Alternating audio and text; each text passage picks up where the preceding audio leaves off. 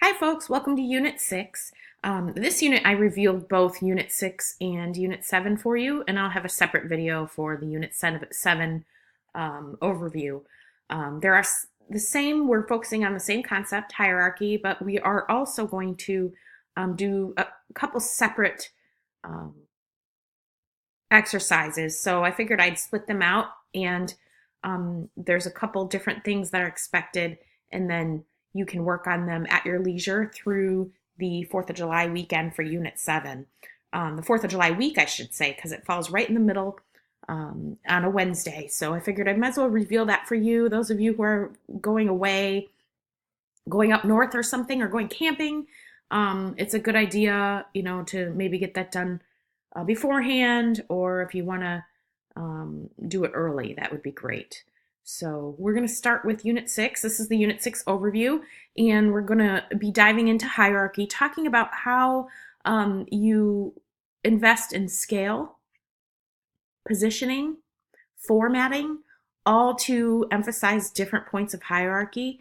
What do we see on the page? First, second, third. What do you want the viewer to look at? So I'm going to pull up an overview that I do not have revealed. This is mostly just for the just for our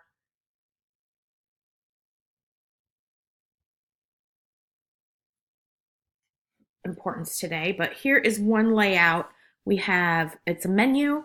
This is someone who really decided to break the grid when they wanted to do their text layout. It goes against any conventional grid pattern. One column grid, 2-column grid, 3-column grids. And we haven't really gotten into grids yet, which is fine. We're going to do that in the coming units. But this particular one shows that you can really add hierarchy to something that it has no order on the page, and it provides order. So this is a great example of that, and that's why I chose this one to start with. You've got your Pazzo is your headline. We see that first, and then naturally, as we were taught to read left to right, we then go into sort of the introduction paragraph. It's larger in size and scale, and it falls right below the headline, so that's what we read naturally. Normally, you probably wouldn't read to the right side of your page. You would probably read from left to right, as we're about to do here in these next columns. But I just wanted to point out that the headline, then the intro paragraph, then naturally, as we would instinctually go back up to another header, which seems to be formatted slightly different. It's larger here than it is down here in scale, and it's all caps. And it's thin, while this is a bolded font. So you can see just how important formatting is. And we're going to do an exercise this unit. It's all on type styles, applying type styles to create hierarchy in your formatting. So we've got headline, intro, then we've got header, and then we've got bolded description of the meal, the price, and then a small little description, which is how we would read it last. So it is clear what to look at first, second, third, as you go down the menu. So that's a little overview on how you might work with formatting and hierarchy. Positioning and scale is crucial. The way you align things is crucial. The weight of things is crucial. And the leading. This is the space between lines. That's crucial as well. Okay, so that's an example of hierarchy. Another one is the one that I had in the unit. Using graphic as hierarchy. Obviously, we see this in the spread. It's done very interestingly, where we have Empire as the largest graphic. We read that first, then we go back up, contents. Similarly to the menu, we have something bolded. We have things that are tabbed, so that's very organized, and we can read things from left to right here. Okay. Next, this is an example of the assignment you're going to be doing. And it's actually, I don't want you to copy this, and you're going to think it's corny because it's so incredibly easy, but it's a good little exercise. So I provide you with the actual file, and you open it up, and you do to the passage. It's the same passage for every single page. You do to the passage what it says below, the rule, no hierarchy. So you would leave this incredibly alone. So that would be like, all right, I'm not going to touch that. No hierarchy. The next one is contrasting weight. You would choose whatever line you would like to highlight. That's going to be up to you. This one is Venice Biennale. They bolded this. So that would be the contrasting weight. The weight of this type is contrasted compared to the others. Next, contrasting color. They chose to go with the same line, Venice Biennale, made it orange. Next, alignment. They chose to align all of this passage has an indent except for that one line, Venice Biennale.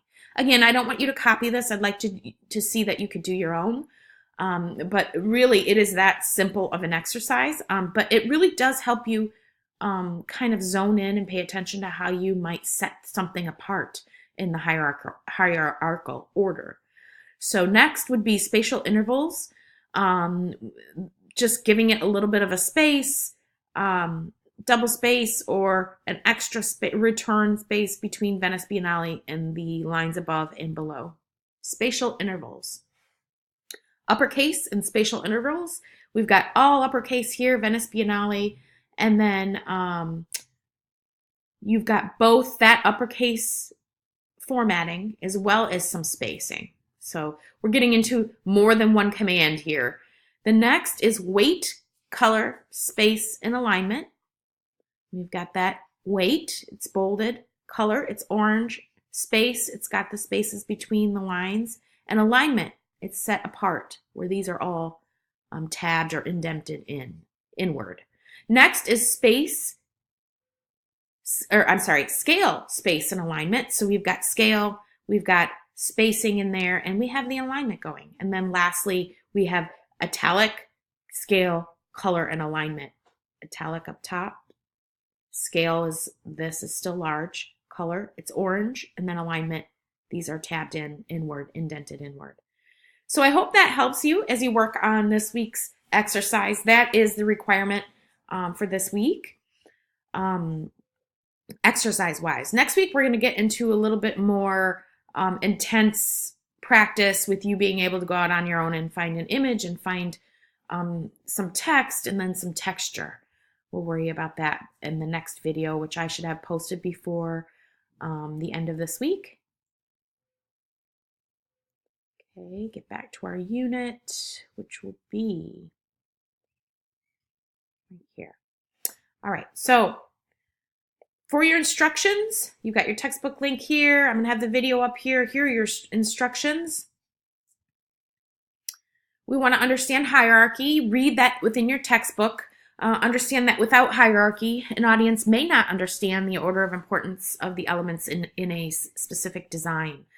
If we don't reveal the true mood and tone that is imperative to selling a product, it's really not going to help it at all. So it's crucial that hierarchy be established. So whether you're selling an idea or a product, I've seen this successfully done by trying to sell an idea by using emphasis and by isolation, something very, very simple, just isolating it from the rest of the design. So this week we're going to focus on how to do this with a small passage of text, which I just reviewed with you. Go ahead and read that hierarchy section within your design textbook, and then review the example of type style passages under resources, which I have here. Example type style passages exercise. Okay. And then complete the exercise using the Word file provided to practice formatting as it relates to hierarchy, and then submit it to JetNet when you're complete. Here's the submission link under submit here. And then there's a forum this week. I want you to go ahead and find 3 examples of digital design hierarchy, which that's not incredibly easy. And I want you to find some really good ones and talk about what it is that is contributing to that hierarchy. Why is it working? For example, is it scale that's helping? Why does it create an impact for you? Is there emphasis, type style, alignment, isolation, some of the things you worked on in your exercise? Be sure to respond to at least 2 of your classmates. I'd like to see a healthy discussion on this before we check out for the holiday week next week. And then here is the Type Style Passages overview, a specific step-by-step to download that passages document, apply the rule as I went through in the example earlier in the video, and then submit it to JetNet once it's complete. You'll get 20 points for that. And then next week, we will go ahead and do a full-blown exercise. And that video will be posted. I'm going to try and get that done by the end of the week so you can work on it over the weekend if you are going out of town, so you can get a good idea. That's for Unit 7. It's all revealed now, so feel free to dabble in it.